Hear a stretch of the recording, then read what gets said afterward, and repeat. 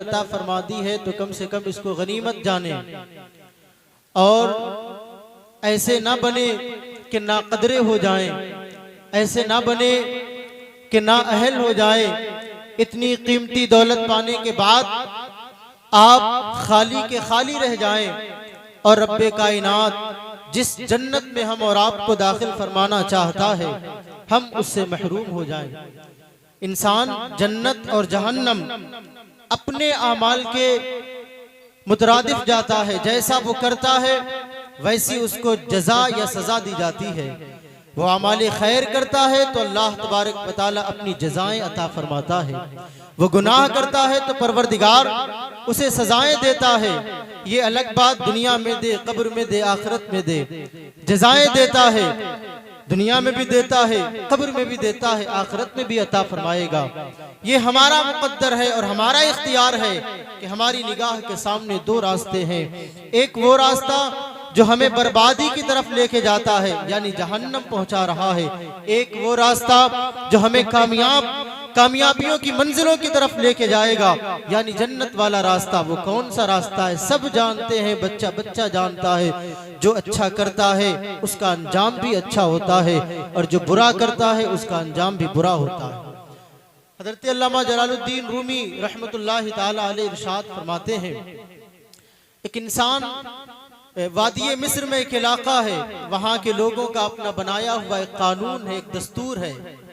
वो साल भर एक ऐसे इंसान को अपना बादशाह तस्लीम करते हैं जिसे वो साल की पहली तारीख को साहल के किनारे से पकड़ के लाते हैं और साल भर उसे अपना हाकिम मान लेते हैं, सुल्तान बना देते हैं। साल के बाद उसे एक खौफनाक वहशतनाक जंगल में छोड़ देते हैं जहां जंगल के रहने वाले मूजी जानवर उसे अपने मुंह का निवाला बना लेते हैं। एक बार साल की आखिरी तारीख को वो अपने पुराने बादशाह को छोड़कर नए बादशाह के इंतजार में साहिल पे आके रुके और आने वालों का इंतजार करने लगे। जो भी पहला आएगा उसे अपना सुल्तान बना लेंगे, जो शख्स पहला नजर आएगा उसे अपना बादशाह तस्लीम कर लेंगे। इंतजार करते रहे, एक जहाज आया, लोग उतरे, एक जवान सबसे आगे था। ये लोग जाके उसके पास पहुंचे, इस्तकबाल किया और कहा आज के बाद आप हमारी रियासत के बादशाह हैं, आज से आप हमारी रियासत के सुल्तान हैं।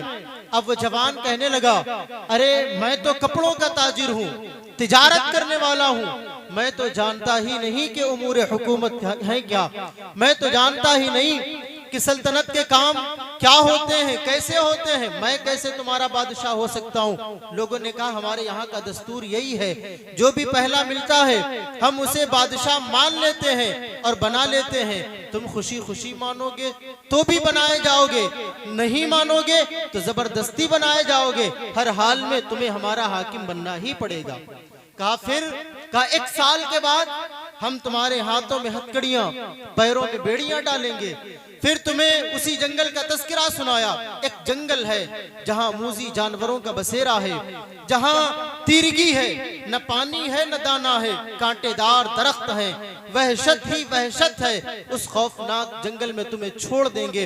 वहां क्या होगा, वो मूजी जानवर तुम्हें खा जाएंगे, मार देंगे और उनसे बच जाओगे।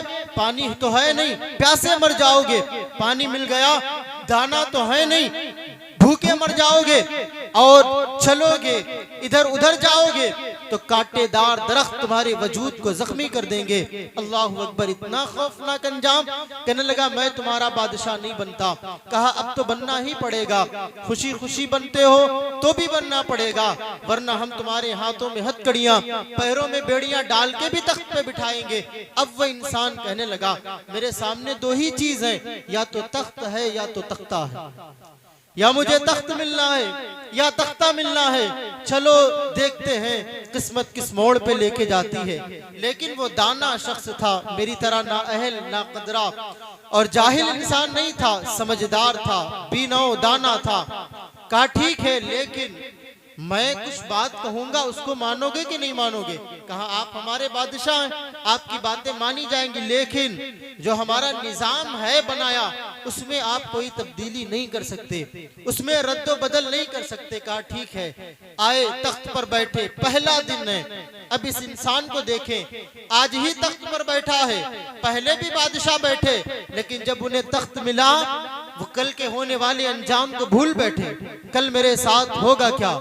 और वो कहने लगे कि चलो 1 साल तो बादशाह बन के जिंदगी गुजारने का मौका मिलता ही मिलता है, चलो बाद में जो होगा देखा जाएगा।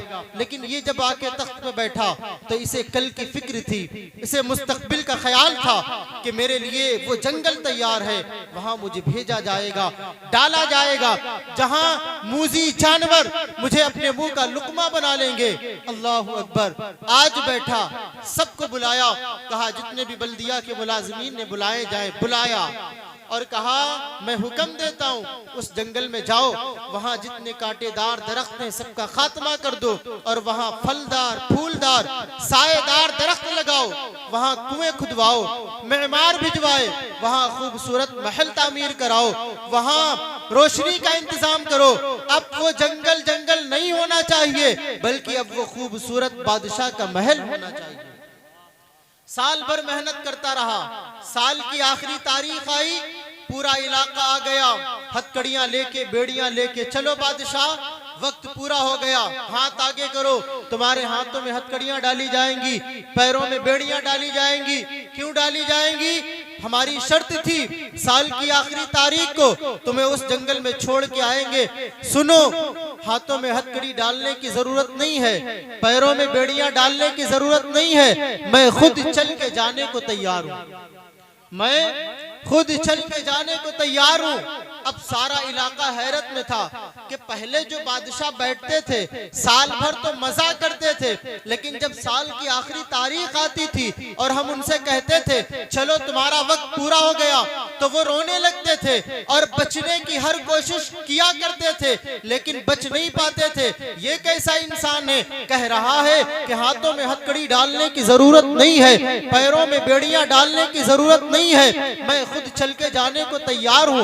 बात क्या है? तो उस इंसान ने कहा अरे ए इलाका, बात यह है कि जो पहले आए तख्त पर बैठे उन्हें सिर्फ तख्त याद रहा, मैं तख्त पर बैठा तो जरूर था, लेकिन मुझे आने वाला कल भी याद था, मुझे मुस्तकबिल का ख्याल भी था, मुझे मुस्तकबिल की फिक्र भी थी और मुझे अंजाम का पता भी था। मैं तख्त पर बैठा तो जरूर था, लेकिन मैं अपने साथ होने वाले अंजाम को भूला नहीं।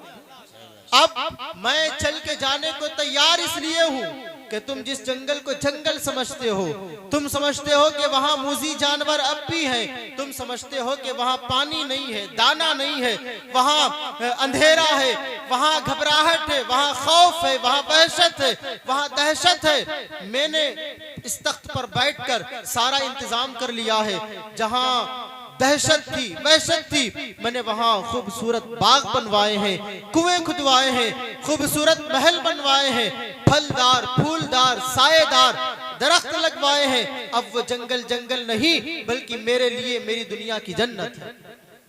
अब मुझे जाने में खौफ नहीं।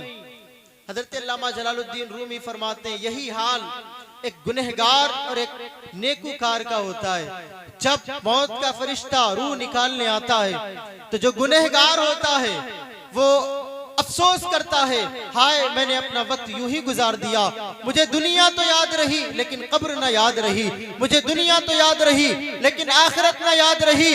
और वो दुनिया में इस तरह खोया, इस तरह गाफिल रहा कि अपने कब्र के अंजाम को भूल गया, अपनी आखिरत के अंजाम को भूल गया। और एक नेकोकार इंसान जब दुनिया में रहा लेकिन वो दुनिया पे रह कर भी अपनी कब्र को तैयार, वाह वाह, नारे तकबीर, नारे रिसालत।